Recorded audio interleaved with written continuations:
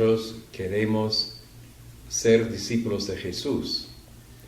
Y a veces podemos pensar que afirmar nuestra fe, a decir, sí, yo creo en Jesús, pero sin cambiar mi forma de vivir, sin hacer ningún sacrificio, sin mirar un poco a mi vecino, a mi prójimo, a las personas que están sufriendo. Es posible, demasiado fácil ir diciendo, yo soy cristiano, pero después seguir en mi rutina. La Semana Santa es un momento para tomar otro paso, es decir, ser cristiano es ser discípulo de Jesús, es querer seguir a Jesús, es querer asumir un compromiso.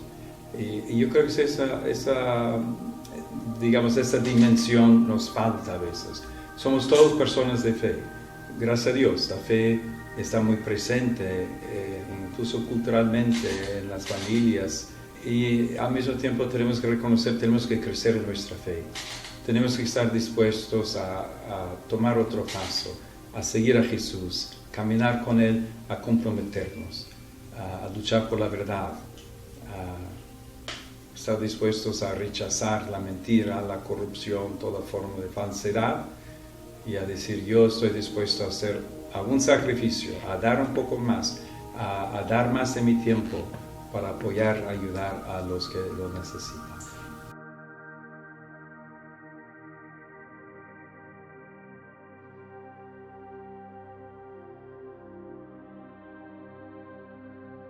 La tarde estaba gris, como si el cielo mismo contuviera la respiración. A las 18:43, una columna de humo blanco ascendió sobre el Vaticano, y el murmullo se transformó en un rugido de júbilo. La historia estaba a punto de escribirse. Pero esta vez, el nombre que resonó desde el balcón central no era el de un cardenal europeo ni de un latinoamericano esperado. Era un nombre que sonaba distinto.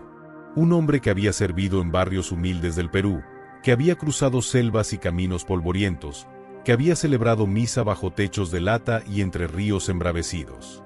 Su nombre, León XIV.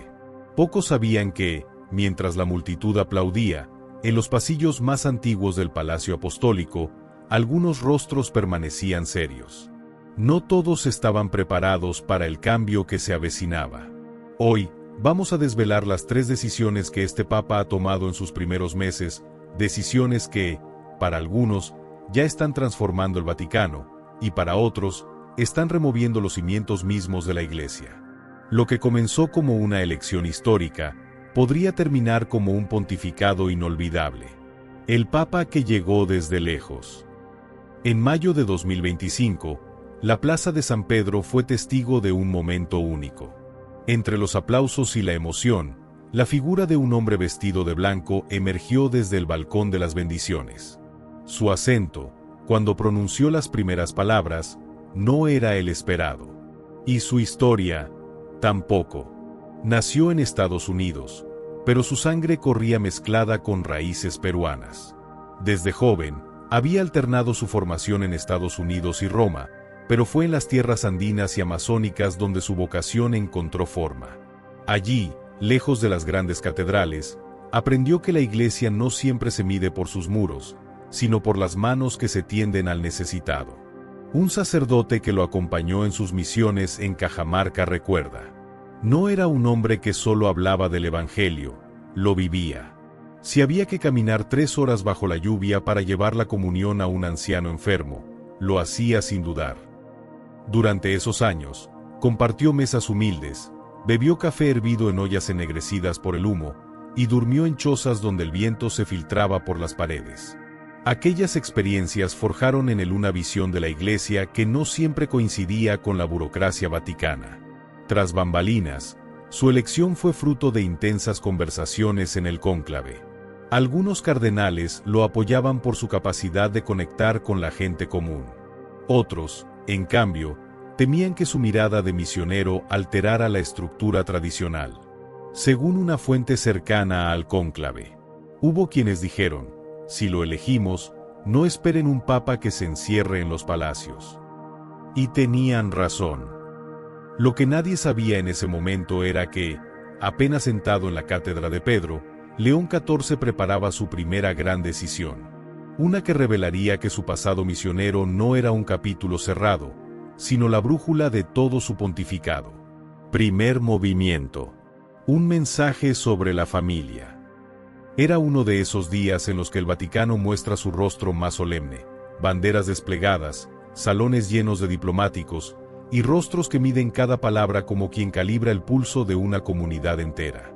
León XIV se presentó en el Salón Regio con la calma de quien no busca aplausos, sino decir algo que lleve fundamento. Habló de paz, de dignidad, de la urgencia de acompañar a los pobres. Y en medio del discurso soltó una frase que hizo temblar ventanas y titulares. La familia, tal como Dios la creó, es la unión estable entre un hombre y una mujer. La oración quedó flotando en el aire como una campanada. En segundos, las salas de prensa encendieron sus cámaras, las agencias empezaron a retransmitir el fragmento y las redes explotaron en reacciones encontradas. Para muchos creyentes conservadores fue un bálsamo. Un papa que reafirma lo que consideran el fundamento antropológico y teológico de la comunidad cristiana. Para otros, sobre todo entre los más jóvenes y las comunidades que pedían mayor inclusión, sonó como un paso atrás, una palabra que cerraba puertas justo cuando la Iglesia parecía abrir algunas ventanas. En los correos internos de varias nunciaturas empezaron a llegar notas de preocupación. ¿Es este el tono que marcará el pontificado?, preguntaban algunos embajadores.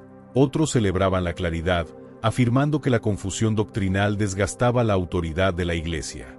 En los pasillos del Vaticano, la frase se discutía en voz baja.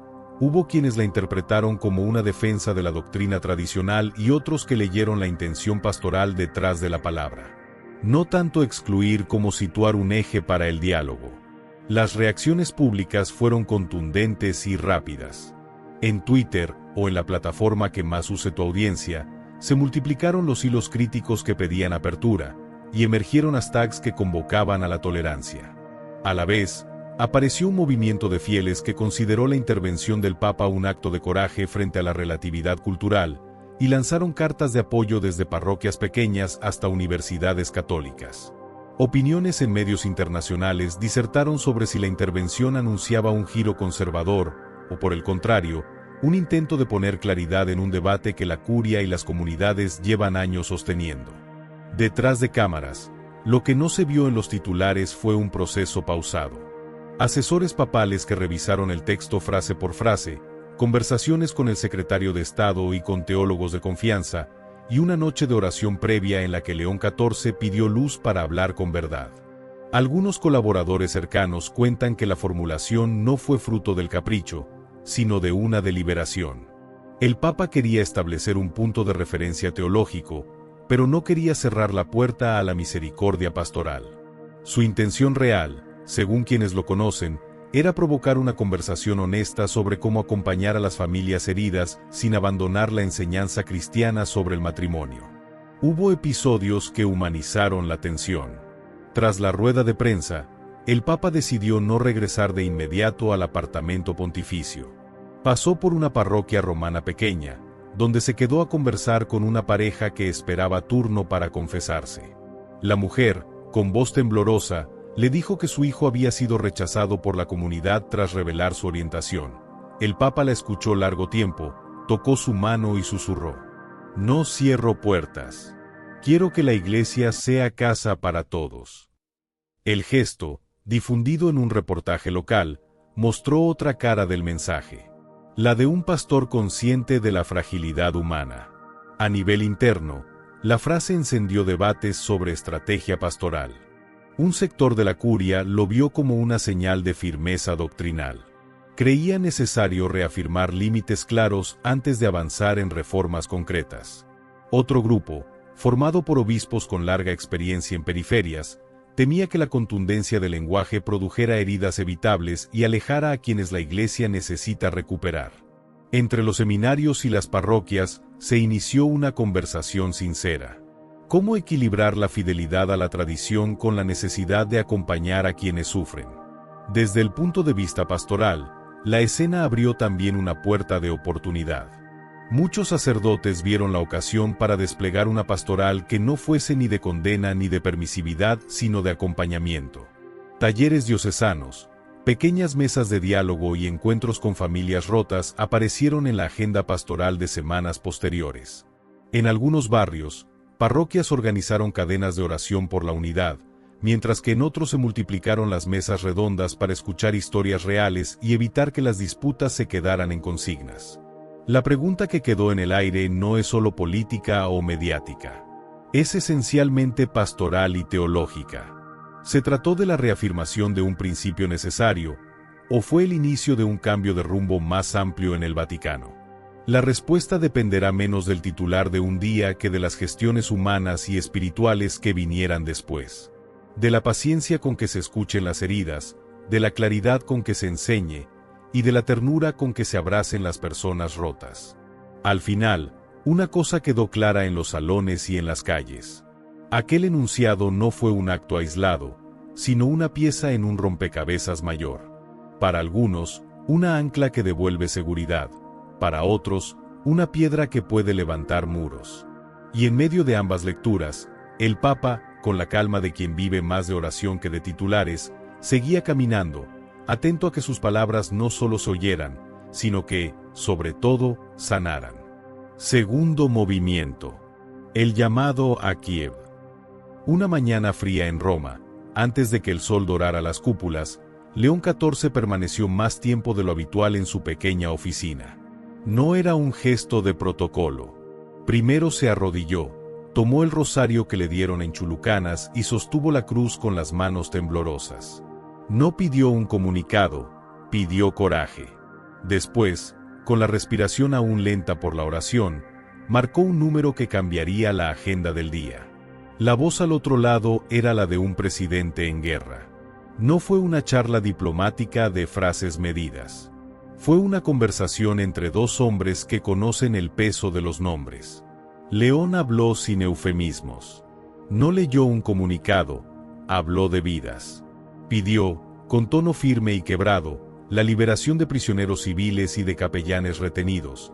Exigió corredores humanitarios para los heridos. Reclamó el respeto por los hospitales y por las iglesias convertidas en refugio. Y pronunció una frase que quedó como lema de aquella jornada. La paz no se logra con armas, sino con manos vacías y corazones llenos. En Kiev, el mensaje se recibió como un espaldarazo moral. En los despachos occidentales se pasó la noticia como si hubieran encendido una luz en la noche. Alguien en la cúpula de la cristiandad había tomado partido, no por una geopolítica, dijo León, sino por la justicia y por los rostros de los que no tienen voz. Para muchos refugiados y familias de desaparecidos la llamada fue un consuelo inesperado, para la diplomacia, una sacudida. Dentro del Vaticano la reacción fue inmediata y dividida. El secretario de Estado expresó cautela. La Santa Sede tradicionalmente reserva gestos públicos de condena para no cerrar canales de diálogo. Algunos diplomáticos temieron que la voz pontifical cruzara una línea que, hasta entonces, el papado había evitado. La de la ruptura explícita con la neutralidad. Otros cardenales, en cambio, se acercaron al Papa y le dijeron sin rodeos: has hablado desde la compasión, muchas veces eso es lo único que abre puertas. Detrás de la decisión hubo escenas privadas que no llegaron a los titulares.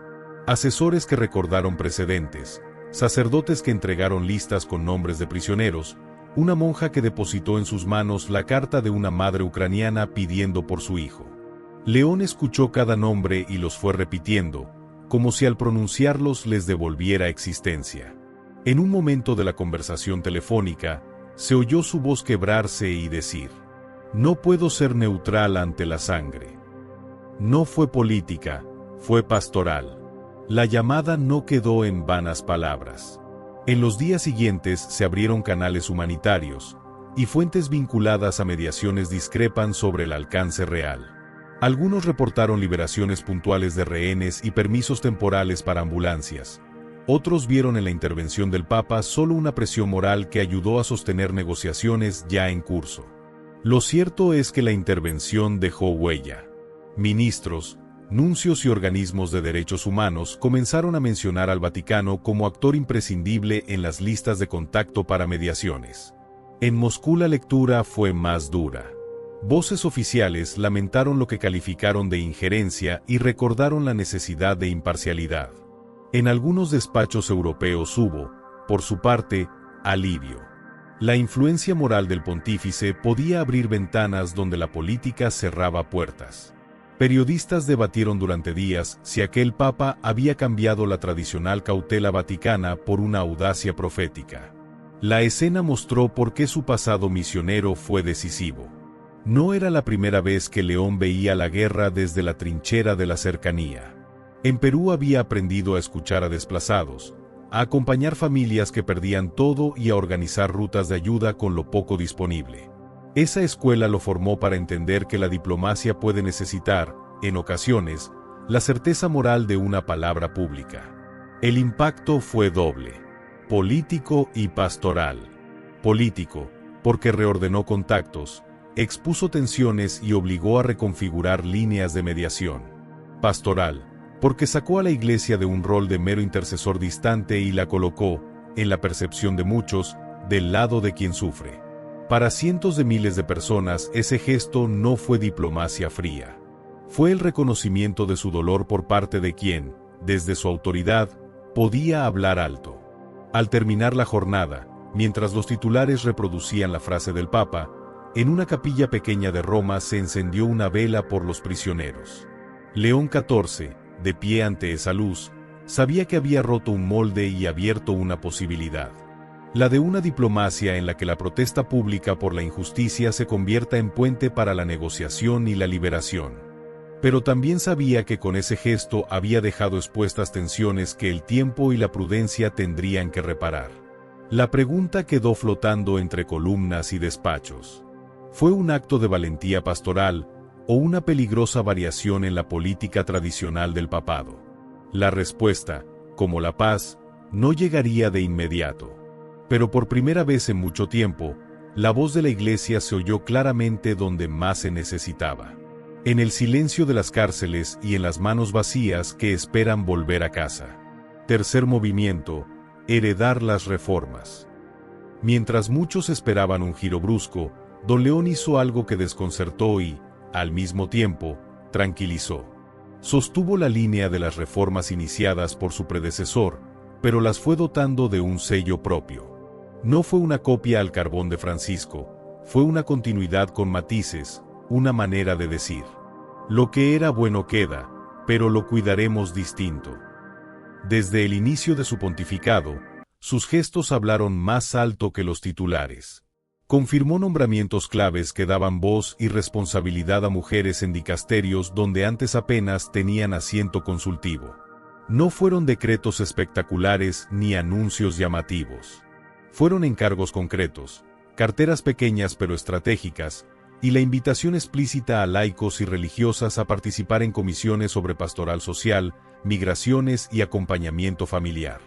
En una reunión con líderes de órdenes femeninas, les dijo con sencillez profunda: no los llamo colaboradores por moda, los llamo compañeros, porque no hay misión sin ellas.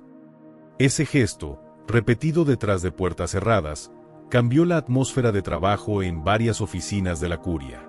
La cuestión migratoria fue otro sello del legado que asumió. En sus primeras semanas firmó directrices para que las diócesis priorizaran recursos a programas de acogida y creó una red internacional de diócesis hermanas, un mapa silencioso que permitió enviar ayuda rápida a zonas de crisis sin esperar los largos circuitos burocráticos. No fueron grandes discursos. Fueron cheques, convenios y la orden de abrir albergues en parroquias urbanas. Sus asesores cuentan que, en más de una ocasión, fue una foto vieja de un niño migrante lo que lo movió a acelerar decisiones. Aquella humanidad derribó agendas y provocó gestos administrativos impensados hasta entonces. En materia ecológica, prefirió simbolismos con contenido. Una carta pastoral breve pero clara invitando a diócesis y parroquias a ser custodios creativos del hábitat local, junto a subvenciones para proyectos comunitarios de agua y agricultura sostenible en países del sur. Cuando plantó un naranjo en los jardines vaticanos, no buscaba titulares, Buscaba recordar que la conversión ecológica comienza en lo cotidiano, en el cuidado de la tierra que alimenta a una familia. Pero la herencia no fue recibida sin resistencia. Atrás de las sonrisas diplomáticas, se movían inquietudes. Sectores de la curia y obispos de línea más tradicional temían que la apertura pastoral diluyera la identidad doctrinal. En conversaciones privadas algunos decían: mantiene lo de Francisco, sí, pero con provisiones, nadie sabe aún hasta dónde llegará. Hubo reuniones largas donde se discutió hasta el tono de los comunicados. Hubo cardenales que pidieron prudencia y otros que urgieron a acelerar reformas para no perder la oportunidad. León XIV gestionó esa tensión con una mezcla de paciencia estratégica y audacia sutil. Creó mesas mixtas, laicas y clericales, para revisar nombramientos, no para anular la autoridad sino para enriquecerla con experiencias vivas. En el despacho, antes de firmar una designación, exigía entrevistas personales con candidatas y candidatos. Quería oír no solo currículos, sino historias de vida. Una secretaria que trabajó con él recuerda cómo preguntaba por las madres y los abuelos de cada aspirante, como si la red familiar fuera parte esencial de la capacidad para pastorear. Al mismo tiempo, dejó claro que la continuidad con Francisco no era sinónimo de indefinición. Donde hacía falta firmeza doctrinal, lo dejó ver en los mensajes sobre matrimonio y moral sexual, no rehuyó en marcar límites que estimara necesarios para la identidad de la Iglesia. Esa combinación, apertura pastoral y claridad doctrinal, desdibujó en parte las líneas clásicas de progresismo y conservadurismo. Para unos era señal de coherencia, para otros, una estrategia que podía terminar satisfaciendo a nadie. El trasfondo más interesante fue, quizás, que León XIV no heredó solo políticas. Heredó un método. El método de Francisco, diálogo, presencia en la periferia, prioridad por los pobres, pasó a ser marco de trabajo, pero Prevost lo interpretó a su manera. No como estatuto rígido, sino como un horizonte ético.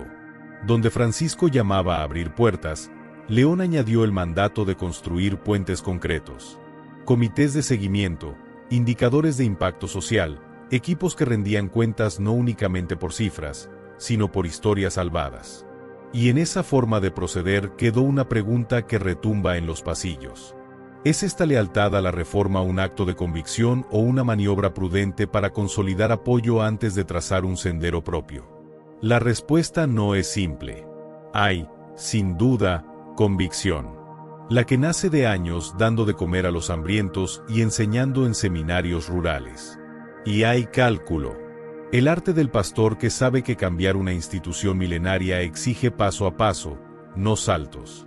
En los días quietos, sus cercanos lo ven escribir notas largas en su libreta pequeña, no discursos, sino preguntas, sobre cómo hacer de la misericordia una política institucional que no se convierta en laxitud. En esa tensión, entre misericordia y disciplina, entre continuidad y autoría propia, se esboza el rostro de su pontificado. No es una herencia tomada a la ligera. Es un legado trabajado, amoldado y, quizás, destinado a redefinir cómo la Iglesia equilibra compasión y claridad en el siglo XXI. Al concluir este capítulo de su historia, queda en el aire una certeza. León XIV no solo heredó las reformas de su predecesor, las llevó a un taller donde las embelleció con el pulso de su vida misionera y las puso a prueba en la vida real. Lo que parecía una simple continuidad puede, con el tiempo, convertirse en la plataforma desde la que la Iglesia dé su próximo gran paso. Entre la unidad y la división. 3 decisiones. 3 descargas en la atmósfera del Vaticano que retumbaron más allá de las columnas de San Pedro. Una sobre la familia, otra sobre la guerra, otra sobre el alma institucional. Cada una dejó huella y cada una encendió conversaciones que no se apagan con un comunicado. En los pasillos la escena se parecía a un tablero de ajedrez donde nadie revelaba su jugada hasta el final. Algunas piezas se movían con determinación, otras, con miedo. Un cardenal veterano, de voz graves y manos que aún tiemblan al contar historias de concilios pasados, susurró en una reunión privada. Necesitábamos alguien que pusiera un timón. Ahora veremos si sus manos saben llevar la nave sin hacerla chocar. Del otro lado, un obispo joven y con mirada rápida resumió la esperanza de muchos. Por fin un pastor que no teme decir la verdad y acompañar al que sufre. La mezcla de unidad y ruptura no es solo teórica. Se palpa en rostros, agendas y pequeñas batallas cotidianas. En una tarde, tras el discurso sobre la familia, un grupo de nuncios se reunió en la cafetería del Vaticano. Conversaron de política internacional y de cómo los mensajes papales se leen en contextos muy distintos. En Roma tranquilizan, en Varsovia encienden, en Buenos Aires provocan debates familiares en los barrios. La frase sobre la familia fue recogida por unos como un ancla, por otros, como una piedra que amenaza con levantar muros en lugar de puentes. No es solo la frase, dijo una diplomática que conoce los ritmos curiales, es el tono. El tono define el modo en que se acompaña o se condena. La llamada a Kiev, otro movimiento, ofreció el reverso de la moneda. Verdad y valentía que unieron en lo esencial a quienes, después de todo, responden al mismo mandato cristiano. Poner la dignidad humana por encima de cálculos geopolíticos. Fue un gesto que conquistó a buena parte de la opinión pública y a muchos fieles que esperaban una voz contundente. En los despachos, sin embargo, generó dolorosos debates sobre prudencia diplomática. Algunos temen que la firmeza pública pueda cerrarle a la Iglesia puertas de mediación, otros sostienen que la moral no puede neutralizarse por miedo a ofender. La continuidad con las reformas de Francisco, por su parte, actuó como equilibrante o como detonante, según quien lo mire. Para las comunidades que esperan inclusión y participación real, fue un aliento. Señales concretas, nombramientos de mujeres en puestos de responsabilidad, redes de apoyo a migrantes, proyectos ecológicos. Para sectores más cautelosos, fue un recordatorio de que los cambios requieren tiempos y claridad doctrinal. Lo que preocupa es la velocidad, dijo en un pasillo un prelado de Curia, no queremos rupturas, queremos coherencia. En medio de estas tensiones, surgieron escenas que humanizan el conflicto. Una religiosa veterana que, con la voz quebrada, le imploró al Papa que cuidara la ternura al hablar de familias rotas. Un joven seminarista que colocó en un sobre una carta de una pareja divorciada pidiendo guía y no juicio. Un secretario que preparó 2 discursos paralelos y nunca supo cuál sería el que el Papa finalmente elegiría. Cada anécdota mostró algo esencial. Las decisiones papales no caen en vacío. Llevan consecuencias concretas en vidas concretas. El efecto práctico. Por un lado, una gerencia pastoral que busca restaurar confianza entre fieles alejados. Por otro, la posibilidad real de que grupos internalicen la idea de amenaza y respondan con estrategias de resistencia, boicots a audiencias, presiones mediáticas, campañas en medios afines. En los últimos días se han visto reuniones informales entre obispos que advierten sobre cambios demasiado rápidos, y a la vez, convocatorias de base para respaldar medidas que vuelven a poner a los pobres en el centro. Lo más fascinante es que la disputa no se da solo en términos de izquierda o derecha. Es, más bien, un choque de estilos. La pastoral de la cercanía frente a la pastoral del mantenimiento, la urgencia de acompañar frente a la exigencia de no relativizar la doctrina. Y en ese choque, la figura del Papa funciona como catalizador. Quien lo ve como pastor, lo sigue con esperanza. Quien lo ve como riesgo, lo mira con recelo.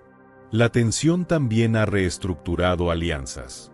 Algunos cardenales que antes se encontraban distantes ahora se acercan, buscando moldear las decisiones futuras. Otros muestran frialdad estratégica. En un almuerzo privado, un grupo de purpurados comentaba que el pontificado será la suma de pequeñas batallas ganadas o perdidas, y que la verdadera prueba no serán los discursos sino la capacidad del Papa para traducir palabra en praxis sin fracturar demasiado el tejido eclesial. Al final, la pregunta ya no es si León XIV está cambiando el Vaticano, eso ha quedado demostrado en gestos y medidas, sino hasta dónde piensa llegar y con qué ritmo lo hará. ¿Avanzará con pasos lentos y consensuados, construyendo puentes y escuchando las heridas antes de tocar las estructuras? ¿O impondrá un estilo más tajante que acelere cambios y provoque reacciones polarizadas? La respuesta no será inmediata. Lo que sí es visible es que, desde ahora, cada gesto suyo será observado no solo por fieles y diplomáticos, sino por un pueblo que espera no perder ni la verdad ni la ternura. Y mientras el tablero se despliega, hay un elemento que algunos pasan por alto: la paciencia. Porque los grandes cambios eclesiales, los que perduran, rara vez nacen de la prisa. Nacen de la constancia de quien sabe que para unir, primero hay que escuchar, y que para sanar, primero hay que reconocer las heridas. El rumbo de un pontificado. León XIV no es un papa de gestos tibios ni decisiones superficiales. Su vida ha sido un tejido complejo de culturas, experiencias y misiones en tierras donde el dolor y la esperanza conviven de cerca. Desde las calles polvorientas de Perú hasta los solemnes pasillos del Vaticano, se ha forjado un líder que no teme incomodar, que entiende que la fe verdadera a veces exige valentía y firmeza, pero también escucha profunda y compasión real. La historia de la Iglesia nos recuerda que cada pontificado deja una huella indeleble, aunque el tiempo y el contexto moldeen su alcance. Algunos papas, como Juan Pablo II, transformaron la Iglesia durante décadas con carisma y viajes incansables. Otros, como Juan XXIII, renovaron el espíritu católico en apenas unos pocos años con el Concilio Vaticano II. Ahora, León XIV está escribiendo la suya, en medio de un mundo que cambia a una velocidad vertiginosa y donde las preguntas sobre identidad, justicia y fe no tienen respuestas fáciles. Será recordado como el reformista que continuó el legado de Francisco, manteniendo viva la llama de la inclusión, la justicia social y la cercanía con los pobres? ¿O será aquel líder que, con paso firme, trazó un nuevo rumbo, redefiniendo límites y proponiendo un Vaticano más sólido en doctrina pero también en humanidad? El tiempo será juez y testigo. Pero lo que ya es claro para muchos observadores es que el Vaticano no volvió a ser el mismo desde que León XIV cruzó la histórica Puerta de Bronce. Sus decisiones, sus palabras y sus silencios han puesto en marcha una transformación que apenas comienza y que retumba en cada rincón de la Iglesia y más allá. A esta altura, no solo miramos al hombre que lleva la tiara papal. Vemos a un pastor cuya historia, marcada por la cercanía con el pueblo y las heridas del mundo, invita a todos a reflexionar. ¿Qué significa ser guía de una comunidad tan diversa y global? ¿Cómo encontrar unidad en la pluralidad? Y sobre todo, ¿cómo seguir la voz del Espíritu en tiempos tan complejos? León XIV no nos da respuestas fáciles, pero nos desafía a acompañarlo con esperanza, discernimiento y fe. Porque más allá de lo que venga, su pontificado ya es un testimonio vivo de que la Iglesia está llamada a renovarse, no solo en sus estructuras, sino en el corazón mismo de sus fieles. Y así, mientras el mundo observa y espera, nos queda la invitación a ser parte de esta historia en marcha, a mantenernos atentos y abiertos al camino que este Papa está trazando, con todas sus luces y sombras, sus aciertos y desafíos. El viaje continúa, y nosotros, como comunidad, estamos llamados a caminar junto a él. Gracias de corazón por acompañarnos hasta el final de este viaje por la vida y el pontificado de León XIV. Tu tiempo y tu atención son el motor que nos impulsa a seguir compartiendo historias que tocan el alma y despiertan la fe. Si este video te ha gustado, no olvides suscribirte al canal y darle me gusta. Y sobre todo, queremos escucharte. Cuéntanos en los comentarios. ¿Qué aspectos de la maravillosa vida del Papa León XIV o de su pontificado te gustaría descubrir en próximos videos? Tu voz es parte fundamental de esta comunidad espiritual que crece cada día. Antes de despedirnos, elevemos juntos una oración. Señor, guía nuestros pasos con la luz de tu sabiduría y bendice a cada persona que busca en la fe un refugio y una esperanza. Que la paz y el amor de Dios llenen sus corazones, y que sigamos caminando con esperanza, unidos en espíritu y verdad. Hasta el próximo video, que Dios te bendiga abundantemente. Nos vemos pronto.